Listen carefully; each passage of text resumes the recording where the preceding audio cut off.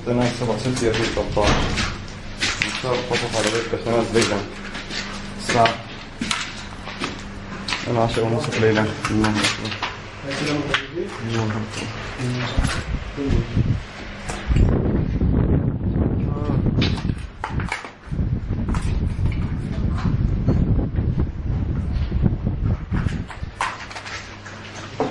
هذا القصف من قرية الفوعة الشيعية التي هي من الناحية الغربية لهذا المنزل.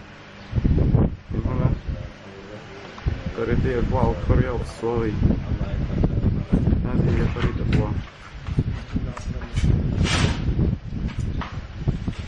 من هنا جاءت القذيفة التي دمرت هذه الغرفة بالكامل.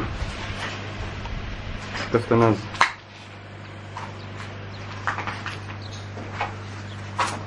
7/6/2013. آثار القصف.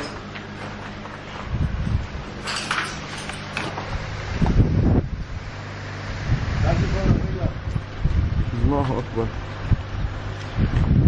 ليت البارحة على بيت تفتناز.